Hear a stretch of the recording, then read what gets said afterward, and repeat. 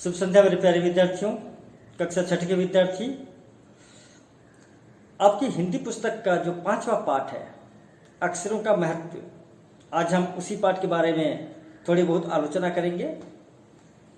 अक्षर सबने देखा होगा, सबने सुना होगा, दैनंदिन जीवन में हम इसका अधिकाधिक इस्तेमाल भी करते हैं, हाँ कि नहीं।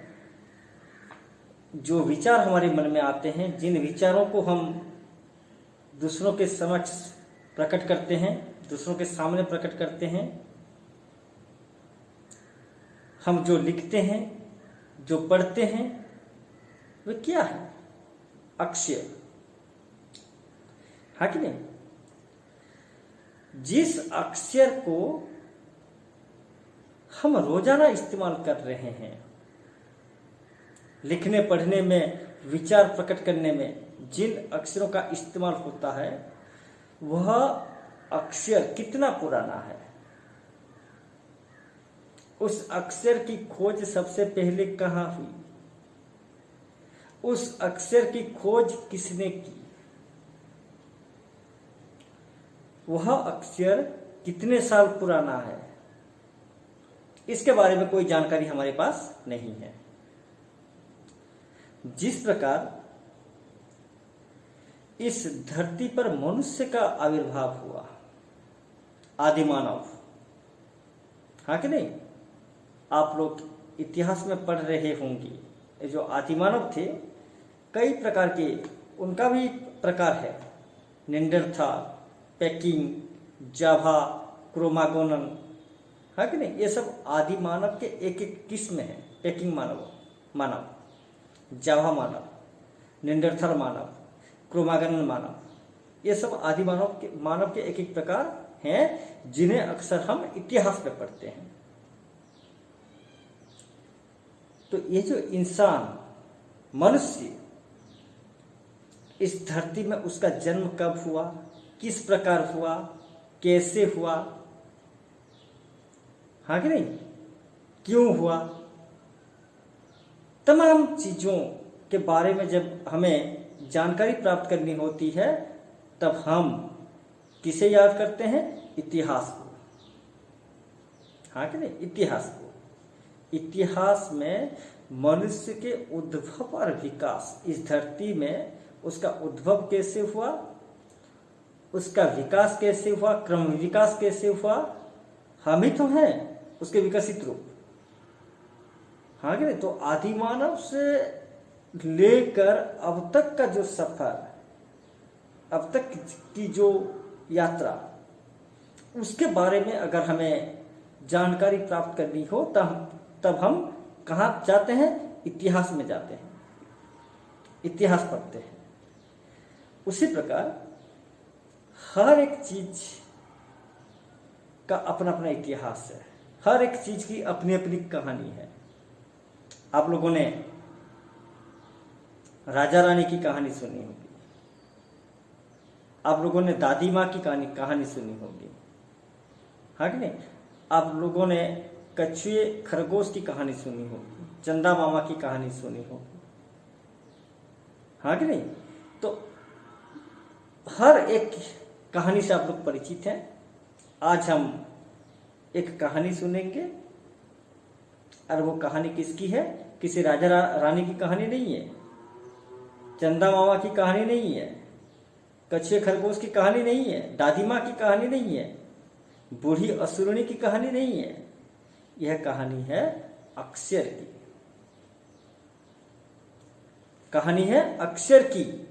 जिस अक्षर का इस्तेमाल हम रोजाना करते हैं, बोलते वक्त हम अक्षर का इस्तेमाल करते हैं, लिखते वक्त हम अक्षर का इस्तेमाल करते हैं, जब हम पढ़ते हैं अक्षर का इस्तेमाल करते हैं, जब हम चिंतन मनन करते हैं तब भी हम अक्षर का इस्तेमाल करते हैं। क्योंकि चिंतन मनन करते समय वाक्य, जो विचार आते हैं हमारे मन में, वो विचार भी अक्षरों का समूह है, हाँ कि नहीं।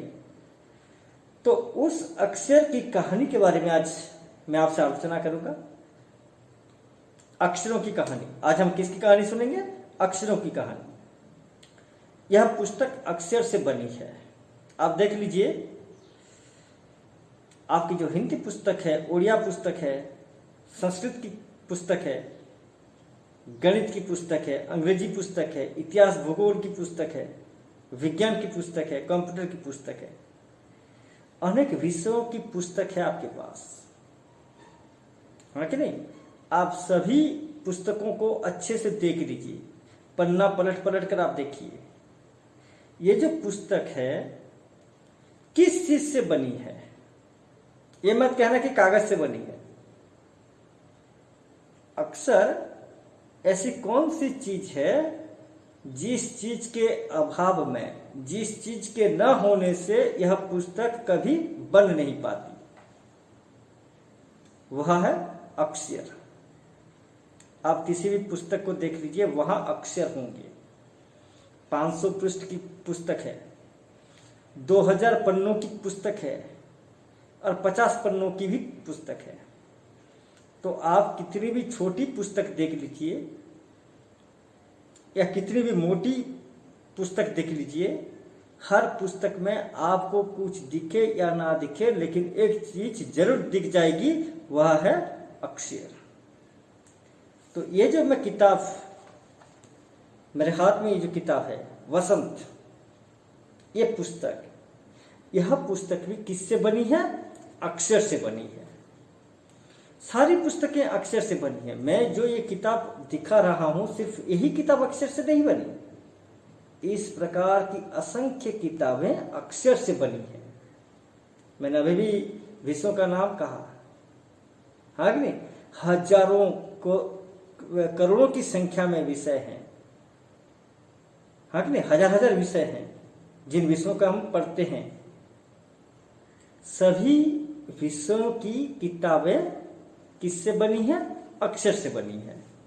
सारी पुस्तकें अक्षरों से बनी है। यानी अगर अक्षर ना होता तो शायद पुस्तक भी ना बन पाती। तरह तरह की पुस्तकें हैं, अंग्रेजी की पुस्तकें, हिंदी की पुस्तकें, उड़िया की पुस्तकें हैं, संस्कृत की पुस्तकें, विभिन्न भाषाओं में पुस्तकें बनी हैं। ठीक है, मलयालम में पुस्तक छपी हुई है, तेलुगु, तमिल, कन्नड़ में पुस्तक है, गुजराती, उर्दू, बांग्ला, हाँ कि नहीं, मराठी, राजस्थानी, बिहारी, ऐसी एक भी भाषा बाकी नहीं है जिस भाषा में किताब न छपी हुई हो या जिस भाषा में पुस्तक न बनी हुई हो। तो संसार में आप जितनी भी पुस्तकें देखते हैं, जो भी पुस्तकें आपके नज़र में आ रही हैं, वे सारी की सारी पुस्तकें सिर्फ एक ही चीज से बनी है, वह है अक्षर। तरह तरह के अक्षर। ये अक्षर भी एक जैसा नहीं है। आपने देखा होगा, जब हम उड़िया की पुस्तक देखते हैं, उड़िया की किताब में एक किस्म के अक्षर होते हैं। आप हिंदी पुस्तक देखिए, हिंदी पुस्तक में दूसरे प्रकार के अक्षर होते हैं। अंग्रेजी की किताब देखिए, अंग्रेजी में जो अक्षर होंगे वो हिंदी और उड़िया से अलग होते हैं। इसी प्रकार हर भाषा भाषी, आप उर्दू लीजिए, आप तेलुगु लीजिए, आप मलयालम लीजिए, आप बांग्ला लीजिए, आप क्या कहेंगे, कन्नड़ लीजिए, हाँ कि नहीं? हर भाषा की अपनी अपनी पुस्तक होती है और हर भाषा में जो अक्षर होते हैं वे अक्षर एक दूसरे से अलग हैं। तरह तरह के अक्षरों से पुस्तक बनती है, हाँ कि नहीं? जिस प्रकार देखिए, आप अंग्रेजी देख लीजिए, अंग्रेजी में जो लेटर्स होते हैं हिंदी में वो लेटर्स नहीं है। क ख ग घ, वहां पे लेटर्स हैं A to Z, 26 लेटर्स अक्षर हैं। अंग्रेजी किताब में भी अक्षर हैं, हिंदी किताब में भी अक्षर हैं, लेकिन अंतर इतना है कि इन अक्षरों का रूप अलग है, हाँ कि नहीं? अंग्रेजी के अक्षर जो हैं उनका रूप अलग है, हिंदी के जो अक्षर होते हैं इनका रूप अलग है, आप उड़िया के अक्षर देख लीजिए उनका रूप अलग है। ठीक है, भाषा अलग अलग है, पुस्तक भी अलग अलग हैं, अक्षर अक्षर लेकिन एक है। ठीक है, कोई दूसरा अक्षर नहीं है। हम विभिन्न भाषाओं में जिस अक्षर के बारे में पढ़ते हैं ये अक्षर एक ही है, लेकिन भाषा बदल जाने के साथ साथ ये लोग अपना रूप भी बदल देते हैं। वही क ख ग घ है, सब में है, हाँ कि नहीं, लेकिन उनका रूप अलग है। रूप क्यों अलग हो जाता है? क्योंकि उन अक्षरों को लिखने की जो लिपि होती है, लिपि की वजह से, हाँ कि नहीं। देखिए, ए से हम पढ़ते हैं, ए से एप्पल, और अंग्रेजी में पढ़ते हैं ए से Apple, A for Apple. Hindi में क्या पढ़ते हैं? अ से अनार, अ से अनार। तो अंग्रेजी में जो ए है, हिंदी में वो क्या है? अ। अंग्रेजी का जो ए है वो हिंदी में क्या हो जाता है? अ। वहां ए फॉर एप्पल और यहां हिंदी में अ से अनार। अक्षर एक है लेकिन रूप अलग है। अंग्रेजी में अक्षर को जिस लिपि में लिखा जाता है उसे कहते हैं रोमन लिपि। हिंदी में अक्षर को जिस लिपि में लिखते हैं उसे कहते हैं नागरी और देवनागरी। तो ये जो लिपि बदल जाती है, हिंदी की अपनी लिपि होती है, हर भाषा की अपनी अपनी लिपि होती है। हिंदी भाषा की अपनी लिपि होती है देवनागरी लिपि, अंग्रेजी भाषा की अपनी लिपि होती है रोमन लिपि। तो जब हम अक्षर को विभिन्न लिपियों में लिखने की कोशिश करते हैं तब अक्षर के रूप में परिवर्तन आ जाता है। ठीक है, तो संसार में असंख्य करोड़ों किताबें हैं, हर भाषाओं में पुस्तकें छप रही हैं, हर पुस्तकों में अक्षर हैं, लेकिन एक जैसे अक्षर नहीं है। रूप बदल जाने के कारण अक्षर अलग अलग हो गए हैं। तरह तरह के अक्षर, अंग्रेजी अक्षर, हिंदी अक्षर, जिस भाषा जैसी होगी उस भाषा के अनुरूप उसका अक्षर भी वैसा ही होगा। अगर भाषा बदल गई तो अक्षर भी बदल जाएंगे, और अक्षर बदल रहे हैं किस लिए? रूप के कारण। जब हम लिपि में लिखने की कोशिश करते हैं, देवनागरी लिपि में लिखते हैं, रोमन लिपि में लिखते हैं, ये लिपि बदल जाने के कारण अक्षर का रूप भी परिवर्तित हो जाता है। तो तरह तरह के अक्षर हैं इस संसार में। दुनिया में अब तक करोड़ों पुस्तकें छप चुकी हैं, आपको शायद यकीन नहीं हो रहा होगा। दुनिया में, इस समग्र संसार में, यहां सिर्फ भारत की बात या फिर सिर्फ उड़ीसा की बात नहीं की जा रही है, समग्र विश्व की बात की जा रही है, समग्र संसार की बात की जा रही है। तो समग्र संसार में अब तक करोड़ों की संख्या में किताबें छप चुकी हैं। हजारों पुस्तकें रोज छपती हैं, हजार की संख्या में, हजार पुस्तकें एवरीडे, प्रतिदिन छप रही हैं। तरह तरह के अक्षरों में हजारों की तादाद में रोज ही समाचार पत्र छपते रहते हैं।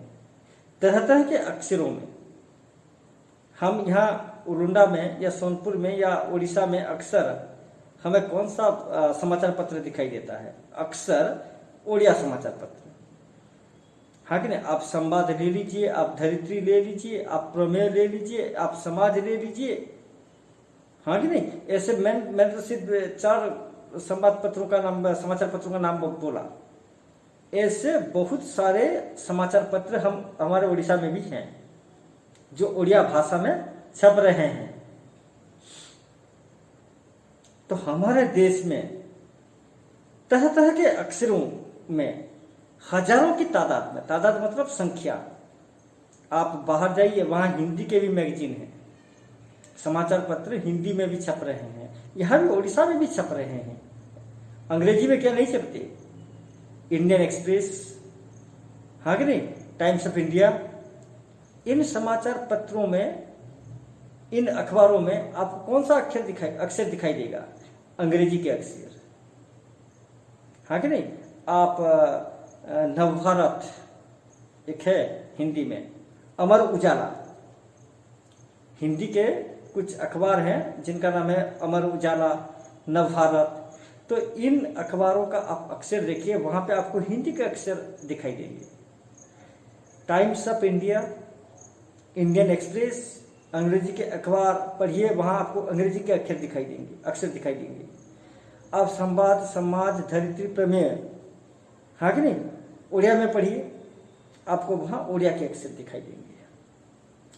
तो हमारे देश में, सिर्फ हमारे देश ही नहीं बल्कि समग्र संसार में तरह तरह के अक्षरों में हजारों की तादाद में, तादाद मतलब संख्या, हजारों की संख्या में रोज एवरीडे समाचार पत्र छप रहे हैं। इन सब के मूल में है अक्षर। क्या है? इन समाचार पत्रों के छपने के मूल में क्या है? अक्षर। इससे यह जाहिर होता है कि अगर अक्षर ना होता इस संसार में अगर अक्षर नाम की कोई चीज न होती तो शायद समाचार पत्र भी नहीं छपता। हम कल्पना भी नहीं कर सकते कि यदि आदमी अक्षरों को न जानता तो आज इस दुनिया का क्या हाल होता। आप ही अनुमान लगाइए, अगर आदमी अक्षर के बारे में अगर नहीं जानता क्या है अक्षर के बारे में अगर आदमी बिल्कुल अनजान होता, कुछ नहीं जानता, मान लीजिए अक्षर के बारे में कुछ नहीं जानता, आदमी के पास कोई जानकारी नहीं होती, तो क्या होता? वही जो हमारे आदिमानवों का जो हाल हुआ था वही हाल होता। हम ऐसे ही मूर्ख बने होते, ना लिख पाते, ना पढ़ पाते, ना अपने विचारों को इकट्ठा करके दूसरों के सामने प्रकट कर पाते, कुछ नहीं कर पाते, हाँ कि नहीं? आदिमानव जैसे विभिन्न आवाजों से, आप हिस्ट्री पढ़िए कभी, आदिमानव एक समय में आदिमानव अपने मुंह से विभिन्न प्रकार की आवाजें निकालता था और उन आवाजों के जरिए वह एक दूसरे के साथ संपर्क बनाने की कोशिश करता था, एक दूसरे के साथ वह संपर्क में रहता था उन आवाजों के जरिए। ऐसे ठार नार भी करते हैं, देखा होगा। क्यों? क्योंकि अक्षर है नहीं। अगर अक्षर होता तो शायद वे बोल पाते, कुछ सोच पाते, अपने विचारों को इकट्ठा कर पाते और उन विचारों को दूसरों के सामने प्रकट कर पाते। अक्षर तो है नहीं, अक्षर नाम की कोई चीज है नहीं। अगर है भी तो उसके बारे में तो आदमी पूरा अनजान है, अक्षर लाएगा कहां से बोलने के लिए। इसलिए वह विभिन्न प्रकार की आवाजें निकालकर, आवाजों के माध्यम से, पढ़ेंगे हम इसमें, चित्रों के माध्यम से अपने विचारों को दूसरों के पास पहुंचाने के लिए आदमी क्या करता था पुराने जमाने में? आवाज निकाल रहा था, विभिन्न प्रकार की आवाजें निकाल रहा था, चित्रों के माध्यम से अपने भावों को व्यक्त करता था। ठारनार मतलब अंगभंगी, हाँ कि नहीं? अंगभंगी, हाथ हिलाकर इशारा करता था। हाथ हिलाते हुए इन हाथों के माध्यम से, हाँ कि नहीं, हाथों के माध्यम से, अंगभंगी के माध्यम से वह अपने विचारों को दूसरों तक पहुंचाने की कोशिश करता था। वह इसलिए क्योंकि उस वक्त अक्षर तो था, अक्षर अनादिकाल से है, अक्षर था, पहले से ही था, लेकिन उस अक्षर का आविष्कार नहीं हो पाया था, उस अक्षर की खोज नहीं हो पा रही थी। पहले से ही था, लेकिन उसकी खोज करनी थी। इंसान ने तब तक अक्षर की खोज नहीं की थी। समस्या यही थी। ठीक है, अगर हम अक्षर ना जानते तो दुनिया का एकदम बुरा हाल हो जाता। कोई कह सकता है कि हम अक्षरों को अनादिकाल से जानते हैं। अनादिकाल आप गिनती भी नहीं कर सकते, इतना पुराना है अक्षर, है कि नहीं? अनादिकाल से। यूं सोच लीजिए, जब धरती बनी,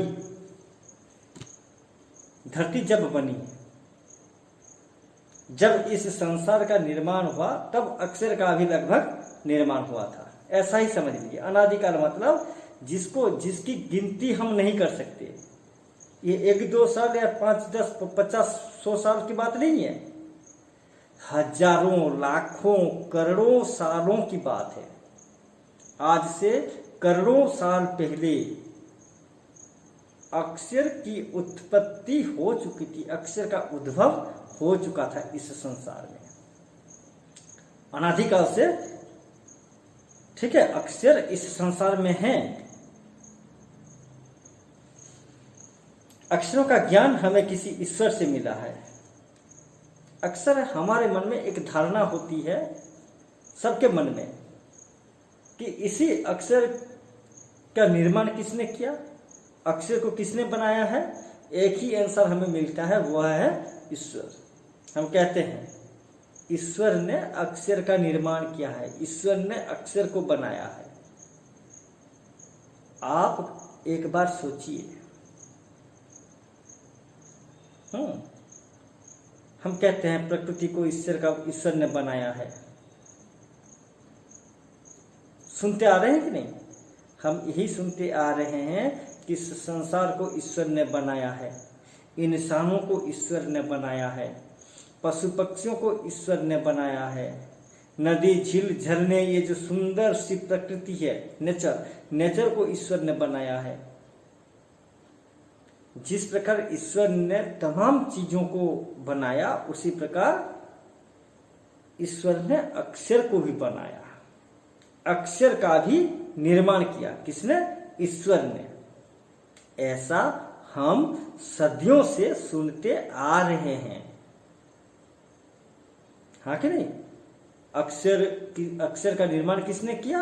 ईश्वर ने।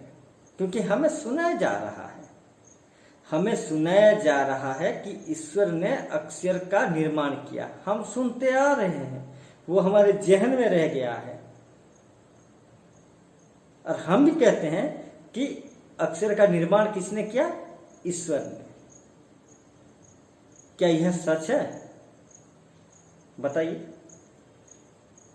क्या सही में ईश्वर ने अक्षर को बनवाया? कल्पना कीजिए, पुराने जमाने के लोग सचमुच ही सोचते थे कि अक्षरों की खोज ईश्वर ने की थी। पुराने जमाने के लोग, जो लोग पुराने जमाने के हैं, पहले जमाने के जो लोग थे, वे यही सोचते थे कि अक्षर की खोज ईश्वर ने की। इस संसार में पहले अक्षर नाम की कोई चीज नहीं थी, उसी अक्षर को इस संसार में किसने लाया? ईश्वर ने। उसकी खोज किसने की? ईश्वर ने। ऐसा पुराने लोगों का मानना है। पर आज हम जानते हैं कि अक्षरों की खोज किसी ईश्वर ने नहीं, बल्कि स्वयं आदमी ने की है। अक्षर की खोज किसने की है? आदमी ने। इसी गलत फहमी में मत पड़ना कि अक्षर की खोज किसी ईश्वर ने की है। किसी ईश्वर ने अक्षर की खोज नहीं की, आदमी ने स्वयं उसी अक्षर को खोजा, आदमी ने ढूंढा उसे, आदमी ने उसकी खोज की। एक बात ये बताइए, आग क्या पहले से नहीं थी? आग पहले से थी या नहीं थी? पहले से ही थी। इस संसार में आग नाम की कोई तो चीज थी। लेकिन इंसान को आग के बारे में पता नहीं था। थोड़ा इतिहास पर हम चलते हैं ताकि आपको समझने में आसान हो। आग इस संसार में पहले से थी, लेकिन इंसान तब का जो आदि मानव था, उस समय का जो आदि मानव था, आदि मानव को पता नहीं था कि भाई आग नाम की कोई चीज भी है। फिर वह आग के बारे में जाना कैसे? किसी कारणवश, वह तो जंगल में रहता था ना, आदि मानव जंगल में रहता था, पशुओं जैसा जीवन जीता था। जहां रात हुई वहां उसका घर, ना परिवार, ना सभ्यता, ना समाज, हाँ कि नहीं? ना उसका कोई परिवार था, ना किसी समाज में रहता था, ना सभ्यता के बारे में वह कुछ जानता था। और उस वक्त आदमी असभ्य था, सभ्य नहीं था, वो सिविलाइज्ड नहीं हुआ था। और जानवर जैसे खुले आम जंगलों में घूमते हैं, हाँ कि नहीं, उसी प्रकार आदिमानव भी जंगल में घूमता था, बिल्कुल जानवरों जैसा। फिर आग के बारे में इंसान कब जाना? इंसान ने, आप लोगों ने कहानी सुनी होगी कि जानवरों के साथ आदिमानव जंगल में रहता है, ना कोई घर, ना कोई परिवार, ना कोई रिश्तेदार, ना कोई समाज, ना कोई सभ्यता। और अचानक, और उस वक्त क्या होता था? उस वक्त आदिमानव जंगली जानवरों को मार के खाता था। आप इतिहास में पढ़ेंगे, जब आग का आविष्कार हुआ था उससे पहले आदिमानव जंगली जानवरों को मारता था और उनका शिकार वो कच्चा शिकार खा जाता था। आजकल तो हम चिकन मटन क्या करते हैं, पूरा स्पाइसी बना के खाते हैं, मसाला डाल करके एकदम उसकी कसाई होती है, पूरा मसाला कस के हम खाते हैं, एकदम टेस्टी खाते हैं। लेकिन उस जमाने में आदि मानव, जैसे आप ज्योग्राफी, नेशनल ज्योग्राफी देख लीजिए, एनिमल प्लानेट देख लीजिए, वहां जिस प्रकार शेर या बाघ किसी हिरण का शिकार करते हैं और उसे कच्चा चबा के खा जाते हैं, एग्जैक्टली आदिमानव भी अपनी भूख मिटाने के लिए जब वह जंगली जानवरों को मारता था तब वह उनका कच्चा मांस खा जाता था। लेकिन अचानक क्या हुआ कि किसी कारणवश जंगल में एक दिन आग लग गई। ऐसा कहते हैं, कहानी है, मैंने भी सुना है, आप लोगों ने भी मैंने सुनी है, आप लोगों ने भी सुनी होगी। अचानक एक दिन जंगल में आग लग जाती है और उसी आग के चपेट में आकर बहुत से जंगली जानवर जलकर राख हो जाते हैं, जल जाते हैं उसी आग में, हाँ कि नहीं? जंगली जानवर उसी आग में जल जाते हैं। और जब किसी कारण, किसी प्रकार से जब आग बुझ गई, जंगल में जो लगी हुई आग थी वो बुझ गई, तब इंसान तो नहीं कह सकते, आदिमानव, तब आदिमानव ने देखा कि ये जो जंगली जानवर हैं ये आग में जलकर जल गए हैं, आग में जल गए हैं, मर गए हैं, आग में जलकर मर गए हैं। आदिमानव उन जानवरों के पास गया। वो तो पहले जानवरों को जब देखता था उन्हें मारता था और उनका कच्चा मांस खाता था। अब उसने क्या किया, तो जो जानवर आग में जलकर मर गए हैं उनके जले हुए मांस को उसने खाया, जले हुए मांस को खाया। और जो जले हुए मांस को जब उसने खाया तब उससे पहले का जो स्वाद था, कच्चे मांस का स्वाद, और ये जले हुए मांस का स्वाद थोड़ा अलग सा लगा। कच्चा मांस जितना स्वादिष्ट था, यह जला हुआ मांस उसे और भी स्वादिष्ट लगने लगा, हाँ कि नहीं? उसी प्रकार उसने जाना कि आग नाम की भी कोई चीज होती है। और वह उस आग को छूने की कोशिश भी करता है। आपने वीडियो देखा होगा, नहीं भी देखा तो आप देखिए आपको बहुत कुछ सीखने को मिलेगा, बहुत अच्छी अच्छी जानकारी मिलेगी। वह आग को छूने की कोशिश करता है। अगर हम आग को छुएंगे तो क्या होगा, हमारी उंगली जल जाएगी, हमें दर्द होगा। उसी दर्द को उसने भी महसूस किया, हाँ कि नहीं। लेकिन आग जलाना नहीं जानता था। उसने आग को देखा, अपनी आंखों से देखा, जलते हुए आग को देखा, लेकिन आग को कैसे वह जलाए, कैसे अपने हिसाब से वो कैसे आग को सृष्टि करे, उसके बारे में उसके पास कोई आइडिया नहीं था। तो अचानक एक दिन वो तो विभिन्न हाथ क्या करते हैं, मतलब पत्थर से, वे लोग पत्थर से हथियार बनाते थे। आदि मानव पत्थर से हथियार बनाता था जंगली जानवरों का शिकार करने के लिए। और वो जो पत्थर था एकदम नुकीला था, लंबा था, नुकीला था, जिसके प्रहार से जंगली जानवर, बड़े से बड़े जंगली जानवर भी मर सके। तो उन पत्थरों को घिस घिस कर वो नुकीला बनाता था। कभी कभार तो पत्थर को एक पत्थर को दूसरे पत्थर के साथ वो टक्कर भी लगाता था। तो उसी प्रकार पत्थर को पत्थर से जब उसने टक्कर मारा, आपने भी देखा है, मैंने भी देखा है, हम सब ने देखा है, अगर पत्थर को पत्थर से हम जोर से टकराएंगे तो क्या होगा, उसमें से आग निकलेगी। किसी कारणवश किसी काम के लिए वह पत्थर को पत्थर से टकरा रहा था और अचानक वहां से आग उत्पन्न हो गई। इसी प्रकार पत्थर को पत्थर से टकराकर उसने आग की खोज की थी। आग इस संसार में, आग किसी नई चीज नहीं थी, आग संसार में पहले से ही थी, लेकिन इंसान को पता नहीं था कि आग नाम की कोई चीज होती है, आग ऐसी होती है, आग वैसी होती है।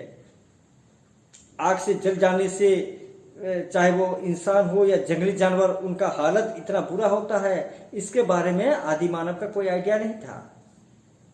लेकिन अपने किसी काम को करने के लिए जब उसको पत्थर से पत्थर को टकराना पड़ा, तब आग की उत्पत्ति हुई, उसमें से आग निकली। इसी प्रकार आदि मानव ने पत्थर को पत्थर के साथ टकराकर उसने आग का आविष्कार किया, आग की खोज की। लेकिन आग पहले से ही थी। तो इस संसार में आग की तरह अक्षर भी पहले से ही था, बस इंसान अक्षर के बारे में अनजान था। किसी भगवान ने, किसी ईश्वर ने ना आग की खोज की है और ना ही अक्षर की खोज की है। भले ही बहुत समय लग गया हो, लेकिन आग की और अक्षर की खोज किसने की है? मनुष्य ने ही की है।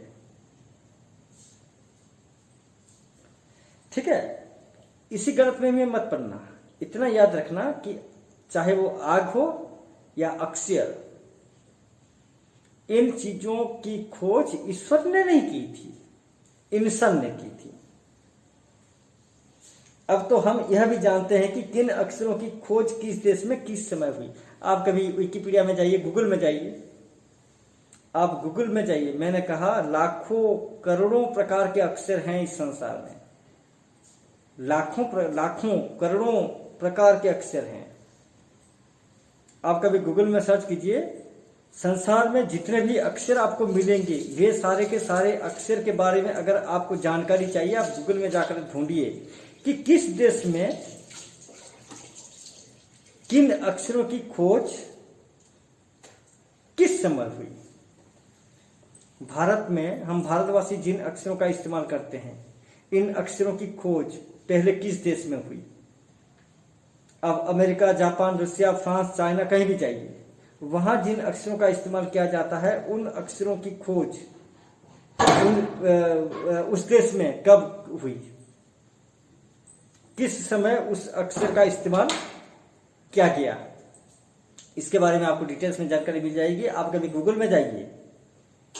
में जाइए और किन अक्षरों की खोज किस देश में किस समय हुई, इसके बारे में आप लोग पता लगाइए। आज तक इतना, फिर पढ़ेंगे अगली कक्षा में। धन्यवाद।